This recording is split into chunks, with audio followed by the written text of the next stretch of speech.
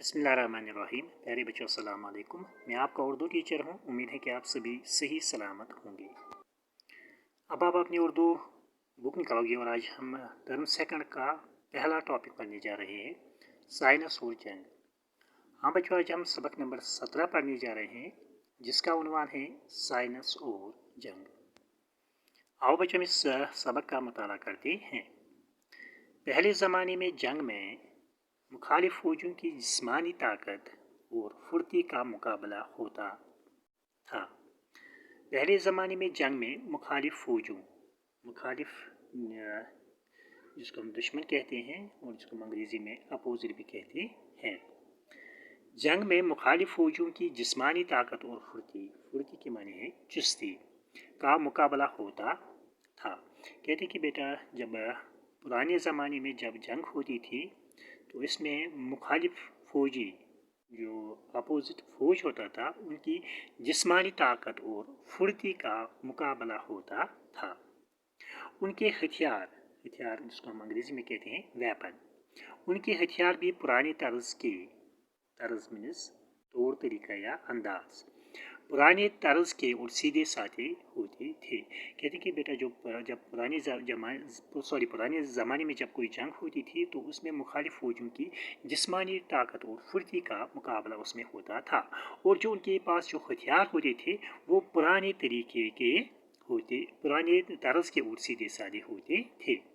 जीत उसकी होती थी जिसकी फ़ौज तादाद मीन्स गिनती या अदद, जिसकी फ़ौज तादाद और ताकत में बेहतर होती, और इस जंग में उस मुल्क की जीत होती थी जिसकी फ़ौज तादाद के हिसाब से ज़्यादा और ताकत में बेहतर होती थी, और हथियारों को इस्तेमाल करने की मशक में ज़्यादा माहिर होती थी। मशक करना मीन्स महारत हासिल करना, और इसमें उस मुल्क की जीत होती थी जिसकी फ़ौज ज़्यादा होती थी और ताकतवर भी होती थी, और उनके हथियार को इस्तेमाल करने में ज़्यादा महारत रखते थे। लेकिन आज की जंग जिस्मानी ताकत और बहादुरी से नहीं जीती जाती बल्कि साइंस के ईजाद किए हुए हथियारों पर मुनहसर होती है। मुनहसर मीन्स दारोमदार। लेकिन जो आज की जंग है ये जिस्मानी ताकत और बहादुरी से नहीं जीती जाती है बल्कि साइंस के ईजाद किए हुए हथियारों पर ये मुनहसर है।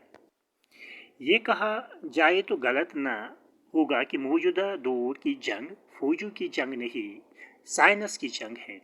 तो ये बात गलत ये बात भी सही है कि जो मौजूदा दौर की जो जंग है ये फ़ौजों की जंग नहीं बल्कि साइंस की जंग है। जिस मुल्क के पास ज़्यादा महलिक हथियार मीन्स हलाक करने वाले हथियार, ज़्यादा महलिक हथियार है वो दूसरे को शिकस्त दे सकता है। अब जिस मुल्क के पास ज़्यादा महलिक हथियार होंगे वही दूसरे मुल्क को हरा सकता है। पहली जंग का दायरा बहुत महदूद होता था।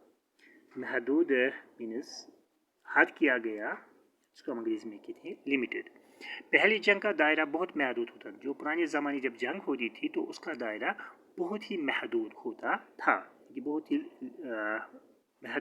था, अब दुनिया के मुख्तलिफ ममालिक के फासले मिट चुके हैं। एक मुल्क की लड़ाई का असर दुनिया के दूसरे ममालिक पर भी पड़ता है। लेकिन आज की जो जंग होती है, आज की जंग में जब दो ममालिक के दरमियान कोई जंग होती है तो इसका असर पूरी दुनिया पर पड़ता है।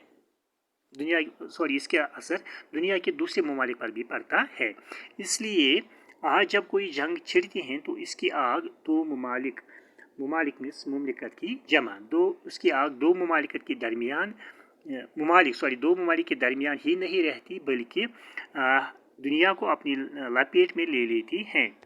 इसलिए आज जब कोई जंग छिड़ती है तो इसकी आग दो ममालिक के दरमियान ही नहीं रहती बल्कि दुनिया को लपेट में ले लेती है। अगर खुदा न खास्ता आज दो मुल्क के दरमियान कोई जंग हुई तो इसका असर सिर्फ दो मुल्क के पर नहीं पड़ता है बल्कि ये सारी दुनिया को तबाह कर देती है। अब जंग के मोर्चे सिर्फ मैदान में नहीं बल्कि हवा और पानी में भी कायम होते हैं।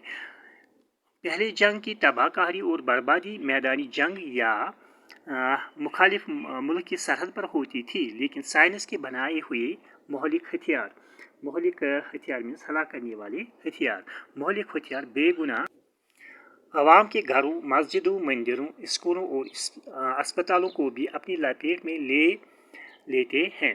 कहते हैं कि जब पुराने ज़माने में कोई जंग होती थी उसमें उसका असर सिर्फ उन दो मुल्कों पर पड़ता था, लेकिन जो आज की जंग होती है इसमें साइंस के बनाए हुए मोहलिक हथियारों का इस्तेमाल होता है और इससे बेगुनाह अवाम के घरों, मस्जिदों और मंदिरों, स्कूलों और अस्पतालों को भी अपनी लपेट में ले लेता है। यानी कि जब जो अब आज के हथियार है, जो आज जंग में हथियार के इस्तेमाल किए जाते हैं, इससे लोगों के घर जो है, मस्जिद है, मंदिर है और स्कूल और अस्पताल है, ये भी तबाह व बर्बाद हो जाते हैं। तलवारों, नेज़ और तीरों की लड़ाई में बहुत सी इंसानी जानें ख़त्म होती थी। जब पुराने ज़माने में जो जंग होती थी वो उसमें तलवारों, नेज़ों और तीरों का इस्तेमाल होता था और इसमें बहुत सी इंसानी जानें ख़त्म हो जाती थी। लेकिन बमों की तबाही उनसे हज़ारों नहीं बल्कि लाखों गुना ज़्यादा है। लेकिन जो आज की जंग होती है इसमें बमों का इस्तेमाल होता है और इसकी तबाही उनसे हज़ारों नहीं बल्कि लाखों गुना भी ज़्यादा है।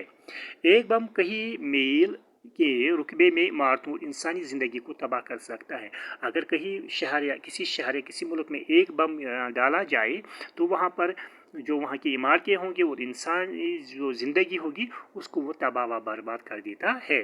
दूसरी जंग अजीम, जिसको हम कहते हैं सेकंड वर्ल्ड वार, दूसरी जंग अजीम में दुनिया के कई ममालिक शदीद बमबारी की वजह से तबाह और बर्बाद हुई। जब दूसरी जंग अजीम हुई तो इसमें दुनिया के बहुत सारी ममालिक शदीद बमबारी की वजह से तबाह और बर्बाद हो गए थे। इसी तरह अफगानिस्तान और इराक पर अमरीकी बमबारी से लाखों इंसान बेगुनाह मारे गए। और जब अमेरिका ने अफगानिस्तान और इराक पर हमला किया तो अमेरिका ने बमबारी की तो वहाँ पर लाखों इंसान बेगुनाह मारे गए। अगर साइंस ने खतरनाक बम और जंगी जहाज़ और जंग के दूसरे असलहा मीन्स हथियार या लड़ाई के हथियार, जंग के दूसरे असलहा न बनाए होते तो इतने बड़े पैमाने पर तबाही न फैलती।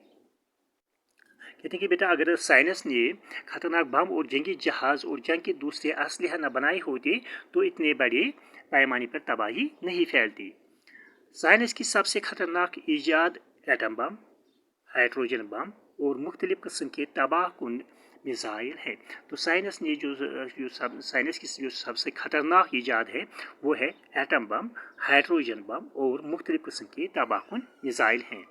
जहरीली गैसों की ईजाद भी तबाहकुन है। तबाहकुन मीन्स बर्बाद करने वाला, और जो जहरीली गैसों की जो ईजाद है ये भी बहुत ही तबाहकुन है। इन बमों और गैसों के अंदर छुपी हुई ताकत चंद सेकंडों में तमाम दुनिया को तबाह कर सकती है। और इन बमों और गैसों के अंदर जो छुपी हुई ताकत है ये कुछ सेकंड में यानी कि चंद सेकंड में तमाम दुनिया को तबाह कर सकती है।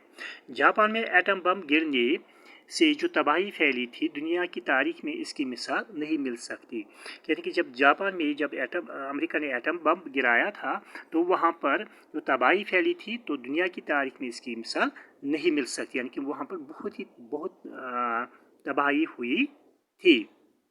लेकिन जदीद एटम और हाइड्रोजन बम और दीगर खतरनाक हथियार पहले के मुकाबले में कई गुना मोहलिक मीन्स हलाक करने वाला, मोहलिक और ख़तरनाक हैं। कहते हैं कि लेकिन जो आज के जो जदीद दौर के जो एटम बम और हाइड्रोजन बम हैं और बाकी दीगर ख़तरनाक हथियार हैं ये पहले के मुकाबले में कई गुना मोहलिक और ख़तरनाक हैं। दुनिया के कई बड़े ममालिक के पास इस तरह के बम हैं और दुनिया के बहुत सारे ममालिक के पास ऐसे इस किस्म के हथियार मौजूद है।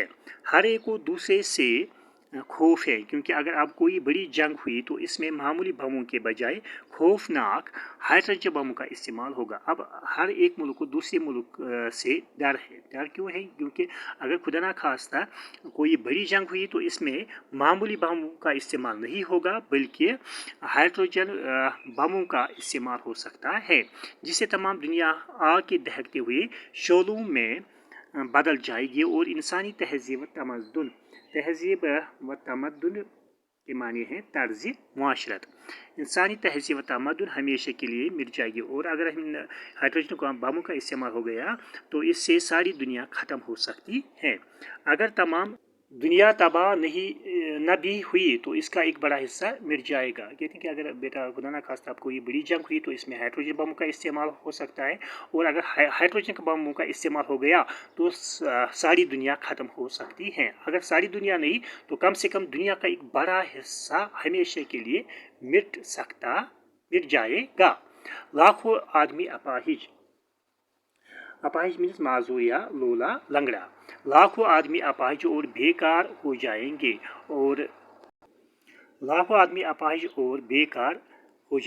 گے، بہت سے ہرے بھرے علاقے تپتے ہوئے ریگستان جس کو ہم انگریزی میں کہتے ہیں ڈیزرٹ، تپتے ہوئے ریگستان بن جائیں گے۔ اور خدا نخواستہ اگر کوئی ایسی جنگ ہوئی جس میں ہائیڈروجن بم کا استعمال ہوگا، اس سے کیا ہوا؟ اس سے لاکھوں انسان اپاہج اور بیکار ہو جائیں گے، اور جو ہمارے ہرے بھرے علاقے ہیں وہ تپتے ہوئے ریگستان بن جائیں گے۔ ایٹمی ہتھیاروں کے علاوہ ہمیں ایک بڑا خطرہ یہ بھی ہے کہ جنگ کے مہلک ہتھیار میں بیماری کے جراثیم سے بھرے ہوئے بموں کا استعمال بھی شروع ہو سکتا ہے۔ کہتے ہیں کہ جو ایٹمی ہتھیار ہیں ان کے علاوہ ہمیں ایک بڑا خطرہ یہ بھی ہے کہ جنگ کے جو مہلک مینز ہلاک کرنے والا جو مہلک ہتھیار ہے ان میں بیماری کے جراثیم سے بھرے ہوئے بموں کا استعمال بھی شروع ہو سکتا ہے، کیونکہ بموں کے ذریعے پھیلائے گئے جراثیم پر قابو پانا ناممکن ہوگا۔ اس کے نتیجے میں جتنی فصلیں، جانور اور انسان مختلف بیماریوں کا شکار ہوں گے، اس کا اندازہ لگانا بھی دشوار ہے۔ دشوار مینس مشکل۔ یہ بات واضح ہے کہ خطرناک جنگی ساز و سامان اور تباہ کن اسلحہ، تباہ کن مینس برباد کرنے والا، اسلحہ مینس ہتھیار یا لڑائی کے ہتھیار، اور تباہ کن اسلحہ سائنس کی نئی دریافت ہے، لیکن اس کا مطلب یہ نہیں کہ یہ سائنس کا قصور ہے۔ سائنس تو ہمارے لیے نئی باتوں کا کھوج لگاتی ہے۔ یہ ہمارا کام ہے کہ اس سائنسی دریافتوں کا غلط راستے پر لگائے یا اچھے کام میں لائے، لیکن یہ بات 100% صحیح ہے۔ 100% مینس پوری کا پورا، یہ بات 100% صحیح ہے کہ ان سائنسی ایجادات کا غلط استعمال انسانوں اور انسانی کے لیے یقیناً نقصان دہ ہوگا۔ نقصان دہ مینس نقصان پہنچانے والا۔ تو امید ہے کہ بیٹا آج کا ٹاپک آپ نے اچھے سے سمجھا ہوگا۔ باقی وسلام اللہ۔